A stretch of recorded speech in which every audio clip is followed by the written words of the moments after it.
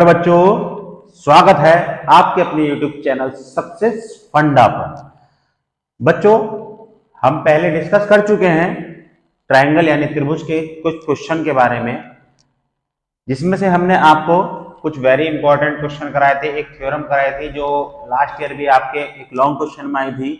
अब इसी क्रम को यानी इन क्वेश्चनों को आगे बढ़ाते हुए हम चलते हैं आज के टॉपिक की ओर। तो बच्चों लास्ट टाइम मैं थोड़ा सा याद दिला दूं, मैंने आपको एक थ्योरम कराई थी जिसमें एक त्रिभुज ए बी सी था और डी ई समांतर थी किसके किसके थी बच्चों? डी ई समांतर किसके थी? बी सी के। ठीक है बच्चों, तो इसमें हमने क्या सिद्ध करा था बच्चों? ए डी बटे आप कह सकते हैं ए डी बटे डी बी और ए ई बटे ई सी। इसी तरह से इसको कह सकते हैं ए बी बटे ए डी या ए सी बटे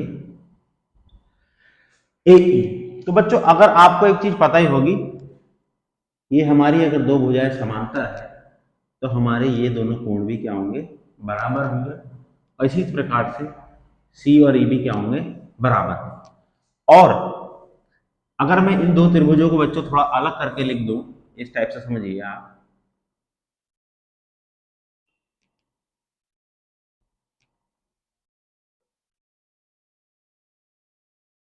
ये हो गया आपका ए बी सी, ये हो गया बच्चों आपका ए डी ई। ठीक है, तो बच्चों आपको एक चीज देखने के लिए मिल रही होगी, मैंने क्या बताया? बी तो किसके इक्वल है? डी के। इस तरह के सी किसके इक्वल है? ये सी किसके इक्वल है बच्चों? ई के। और इन दोनों त्रिभुजों में बच्चों जो ए है ये वाला कोण, ये क्या है? दोनों में ही कॉमन है। ठीक है, तो क्या समझ में आया बच्चों आपको? कोण बी किसके बराबर होगा? कोण डी के।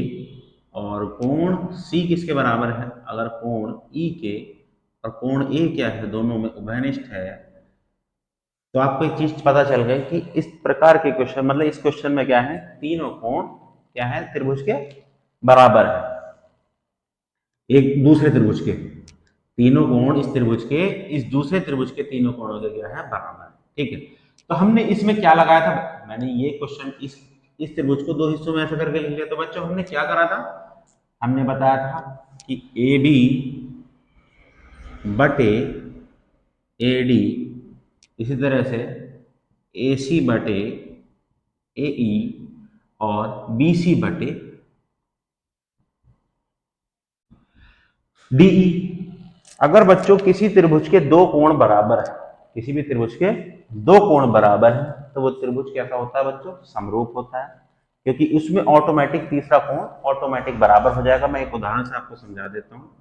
ये बच्चों 40, ये 40, ये 50, ये 50, तो ये कोण कितने कितने होंगे? अब मैं बता रहा हूं कि आपको कैसे ये वाला कोण बराबर हो गया। अब देखिए 40 और 50 90, 90। चलो थोड़े और बढ़ा लेते हैं इसको, इसको कर लेते हैं 80, इसको भी 80।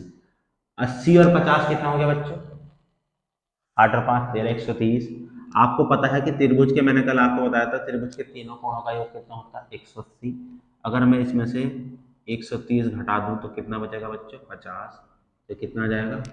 50। इसी तरह से अगर 80 और कितना जोड़ता हूँ 50 तो कितना हो जाएगा? 130। तो ये भी कितना आ जाएगा? 50। तो आपने एक बात क्या नोट करी कि ये कोण क्या होंगे?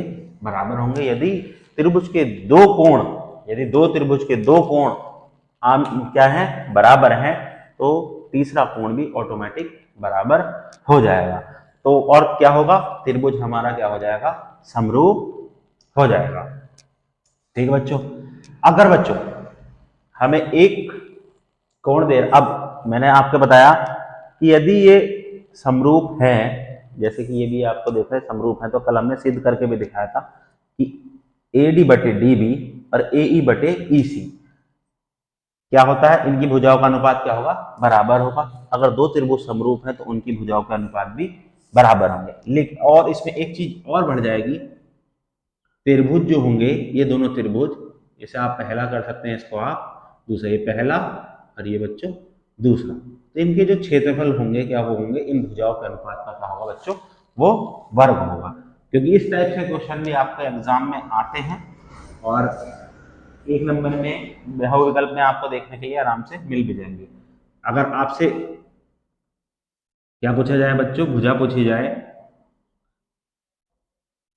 तो आप बता सकते हैं कोई सी भुजा, वो क्या होगी, अंडर रूट में होगी, यानी कि इन दोनों का स्क्वायर हटाऊंगा तो यार अंडर रूट आ जाएगा। तो आपका एक चीज समझ में आ गई होगी कि अगर किसी दो त्रिभुज के दो कोण बराबर हैं तो वे त्रिभुज कैसे होंगे, समरूप होंगे, और उनकी भुजाओं का अनुपात क्या होगा, बराबर होगा, और उनकी भुजाओं का अनुपात का जो वर्ग होगा वो क्या होगा, त्रिभुज का क्षेत्रफल होगा। एक सेकंड, सॉरी, ये कहां होगा, ये सॉरी अंडर रूट में होगा, तो यहां क्या हो जाएगा, स्क्वायर। ठीक है बच्चों, तो अगर क्या पता चला आपको कि अगर दो त्रिभुज समरूप हैं तो उनकी भुजाओं का अनुपात क्या होगा, समान होगा, और जो उनका क्षेत्रफल है उनकी भुजाओं का, मतलब जो त्रिभुजों का क्षेत्रफल है उनकी भुजाओं के वर्ग के अनुपात में ही होगा। तो चलिए बच्चों चलते हैं हम आज के क्वेश्चन की ओर। इस टाइप से कैसे क्वेश्चन आते हैं, तो अगर किसी बच्चे को इसका स्क्रीनशॉट लेना है तो वो ले सकते हैं। चलिए बच्चों चलते हैं हम अपने पहले क्वेश्चन की ओर। दो समरूप त्रिभुजों में संगत भुजाएं 9 और 4 का अनुपात में हैं, तो त्रिभुजों का क्षेत्रफलों का अनुपात ज्ञात कीजिए। इस क्वेश्चन को कराने से पहले बच्चों में एक चीज और बता देता हूं आपको। मान लीजिए ए बी और सी डी, ये दो क्या हैं, ए बी समांतर है किसके बच्चों, सी डी के, दोनों क्या है, समांतर रेखाएं हैं। और ऐसे समझ लीजिए ये एक रेखा है जो इसको प्रतिच्छेद कर रही है। तो मैं आपको बता दूं बच्चों, ये वाला और ये वाले, मान लीजिए 1 और 2, ये कोण क्या होंगे, बराबर होंगे। क्यों, क्योंकि ये शीर्षाभिमुख कोण होते हैं। कौन से होते हैं बच्चों, शीर्षाभिमुख कोण होते हैं। ठीक है, ओके, पहली चीज तो ये हो गई। और एक चीज बता देता हूं, ये भी क्या होंगे, ये भी शीर्षाभिमुखी होंगे। ये भी कोण 3 किसके बराबर होगा, कोण 4 के। ठीक, एक चीज और, अब आप एक ऐसा आकृति समझिए, कैसी बच्चों, इस टाइप की। अगर मैं इसको ऐसे बढ़ा भी दूं, इसे भी ऐसे बढ़ा देता हूं, तो ये बिल्कुल सेम अगर आप देखेंगे तो इस टाइप से होगा। ये भी क्या है, मतलब मैं इसी के लिए बता रहा हूँ, आपको थोड़ा सा याद रहेगा कि आप ऐसे समझ लीजिए जैसे ये जेड है, यहाँ से यहाँ तक आप इसका, ये जेड है, तो यानी ये वाला कोण और ये वाला कोण, यानी कि ये और ये, 1 2 3 4, तो ये वाला कोण क्या होगा, जैसे बच्चे 1 और ये 2, ये भी क्या होंगे, बराबर होंगे। इन्हें आप क्या कहेंगे, एकांतर कोण। ठीक है, क्योंकि ये चीजें भी क्वेश्चन में आपको आने भी वाली है। एक चीज और, अब मान लीजिए 5, तो आप एक चीज और इसमें देख रहे होंगे, यहाँ बता देता हूँ थोड़ा सा। ये दोनों जब रेखाएं समांतर हैं बच्चों, तो ये वाले और ये वाले कोण, कौन से, ये और ये वाले कोण भी बराबर होंगे। ये कौन से कोण होंगे बच्चों, संगत कोण। तो आपको पता चल गया कि किस तरीके से, एक तो शीर्षाभिमुख कोण इस टाइप से आपको देखने के लिए मिल जाएंगे। ठीक है, ये हो जाते हैं शीर्षाभिमुख कोण। ठीक है, दूसरी चीज एकांतर कोण, ये कुछ जेड की शेप में मिलेंगे आपको, पूरा जेड, ऐसा वाला जेड नहीं चलेगा बच्चों कि आप कभी सोचते हो इस टाइप से चल जाएगा। ध्यान रहे ये दोनों भुजाएं, यानी ये और ये दोनों भुजाएं क्या होनी चाहिए, समान अंतर में होनी चाहिए। अच्छा, ये वाली, ये देखिए ये संगत कोण, अभी मैंने आपको बताया ये दो भुजाएं जब समांतर होंगी तो इनके कोण भी बराबर होंगे। वो कौन से होते हैं, संगत कोण। तो अब हम चलते हैं क्वेश्चन की तरफ अपने, ये मैं लिखे रहने देता हूँ, आप एक साथ स्क्रीनशॉट ले लेना। बच्चों क्या कहा था, लिखेंगे दिया है, दिया है पहले त्रिभुज की भुजा बटे दूसरे त्रिभुज की भुजा, कितनी दे रखी है बच्चों, 9/4 दे रखी है, ठीक है। क्षेत्रफल का हमने क्या बताया था बच्चों, पहले त्रिभुज का क्षेत्रफल बटे दूसरे त्रिभुज का क्षेत्रफल कितना होगा बच्चों, यहां लिख देते हैं इसका, पहले त्रिभुज की भुजा बटे दूसरे त्रिभुज की भुजा, इसका क्या होगा बच्चों, वर्ग होगा। पहले त्रिभुज और दूसरी त्रिभुज की भुजा का अनुपात कितना दे रखा है, 4, तो कितना हो जाएगा बच्चों, 9×4 = 36/4 × 16, यानी कि आप इसको कह सकते हैं 36:16। बच्चों ये वाला जो क्वेश्चन है आपका पिछले साल 2022 में भी आया है, तो आप समझ सकते हैं, लेकिन आया आपका ऑब्जेक्टिव में था, तो 1 नंबर का ऑब्जेक्टिव करने में कोई आपको टाइम ही नहीं लगेगा, लेकिन उसके लिए क्या है, आपको इसका फॉर्मूला पता होना चाहिए। अगर आपने देख लिया कि भुजाएं 9 और कितना है, 9 और 4 अनुपात में है, 9 और 4 का अनुपात में है, तो क्षेत्रफल कितना हो जाएगा, 9 सॉरी 9×9 = 81, ओहो यहाँ गलती लिख दिया हमने, 9×9 = 81 और 4×4 = 16, तो कितना हो जाएगा, 9×9 = 81 और 4×4 = 16। इसी तरह से अगर बच्चों ये क्षेत्रफल दिया हुआ होता, मैं एक और बता देता हूँ इसमें, मान लीजिए क्षेत्रफल का अनुपात कितना दे दिया होता है, 9 और 4, तो आपसे पूछते भुजाओं का अनुपात यानी कि A1/A2 अगर आपको निकालने के लिए दे दिया जाता, तो आप क्या करते, आप ये वाला फार्मूला लगाते, यानी कि आप हम इसका क्या कर देते, अंडर रूट निकाल देते, यानी कि हमारा आया था 3/2, यानी कि 3:2। तो आपको समझ में आ गया कि किस टाइप से आपका क्वेश्चन एग्जाम में आ सकता है और आपको देखने के लिए मिल सकता है। तो अगर बच्चों आपको इसका स्क्रीनशॉट लेना है तो आप ले लीजिए।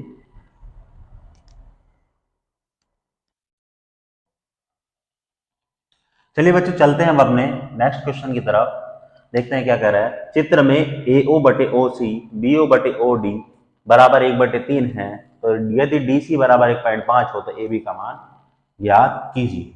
चलिए क्या दिया है बच्चों,